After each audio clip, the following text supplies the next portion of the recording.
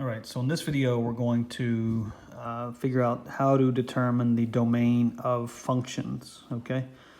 So quick review, domain is the set of all inputs for a function, all right? We can also define it as the set of all real numbers for which the expression or the function is defined as a real number, okay? So one of the ways I always put this, domain, you can think of it in two ways. It's like, what values can x be?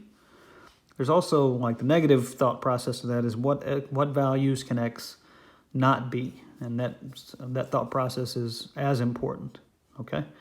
So there's two things we need to think about. And we've done this earlier when we were determining the domain of different algebraic expressions. This process is no different, so you want to go back to that quickly. But here we're dealing with functions that are in function notation, not just algebraic expressions, all right? So if you think back to that, we had two concerns. Was there a denominator? If so, the denominator can't be 0. And was there a radical expression? Okay.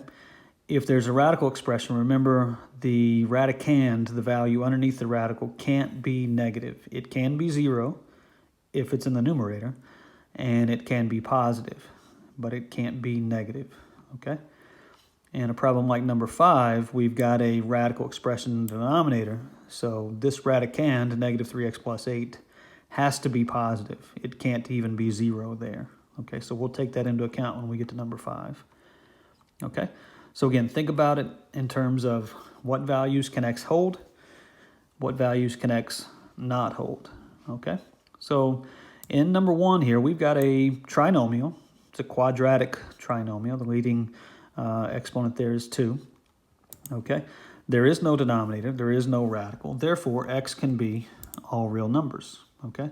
And the symbol for all real numbers is an R with the double stems over here, okay? So again, any value you plug in for x, you're going to get a defined real number for y, or for f of x, okay? Number 2, we do have a denominator, okay? So I need to account for that. Remember, the denominator can't be 0. So what I want to do is I want to set that expression in the denominator equal to 0. This is going to tell me the value that must be excluded from the domain, okay? Notice I don't care about the numerator. X plus 2, totally irrelevant. There is no radical there. So x can hold any value in the numerator, but I'm going to exclude this one value because it makes the denominator 0. So when I solve this little simple equation for x, I get x equals 3. Okay, and I know that x equals 3 makes the denominator 0. Therefore, this needs to be excluded from the domain. So then, my domain is going to be all x values such that x does not equal 3. So every real number in the total real number system will give me a defined value for this function except for 3. 3 makes this expression undefined, so we exclude it from the domain. Okay. In the future, when we're graphing these functions, it's very important that we understand 3 is excluded from the domain because we're going to have what we called, there's going to be values there where, you know, the graph is not going to exist. Okay, discontinuities. Okay. All right, number 3. Here we've got two things to concern ourselves with. We've got a numerator that has a radical. Okay. So I need to set x greater than or equal to 0 for the numerator, okay? Because x here has to be non-negative. It's in the numerator, so it can be 0, and it has to be positive otherwise. Okay, we can also say it has to be non-negative, which includes 0 and all positive values. Okay, there's nothing I need to do to solve this, okay? It's already solved for x, so this is going to be part of my domain. Now let's deal with the denominator. So I want to set this denominator 2x minus 5 equal to 0. And when I solve this equation, okay, that's going to give me the value that needs to be excluded. If when I solve this I get a negative number, no worries. All negative numbers have already been excluded. But if I solve this and get a positive number, I'm going to make sure to account for that in my final domain. Okay, so let's solve that equation. So we're going to move 5 over to the right side. It becomes positive.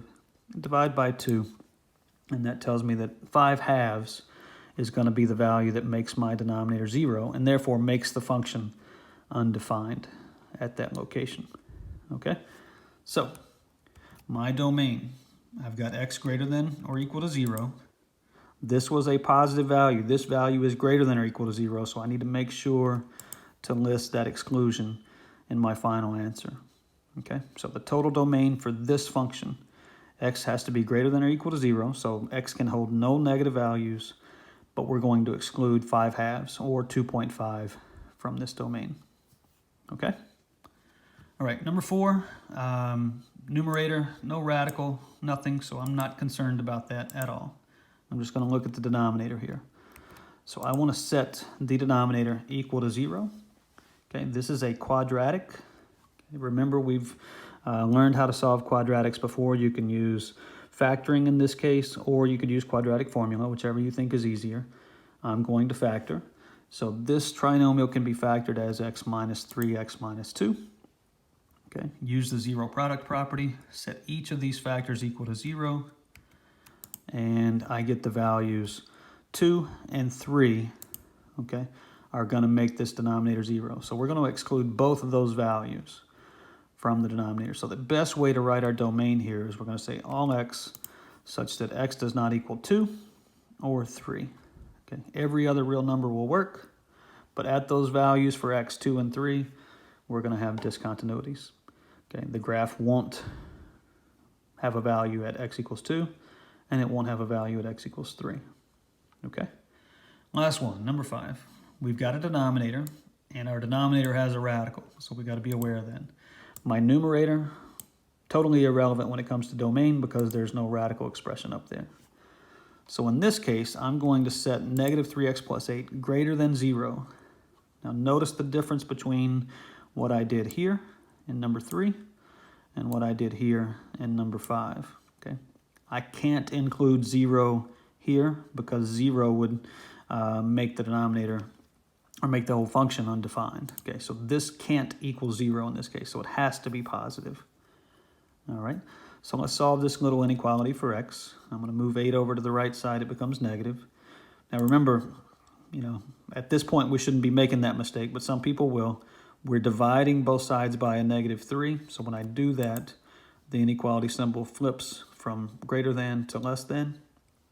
So x has to be less than 8/3, so that's going to be my domain. All x values such that x is less than 8/3. So any number greater than 8/3 is going to make this function undefined. Okay, plug in 3 for example. If I plug in 3, I get a negative number underneath the radical here, which I can't do. All right, so I'm not going to get a real value out if I plug in 3. So if I plug in 8/3, I get a 0 in the denominator. That's why 8/3 is not included in the domain. But any number less than 8/3, let's try 0.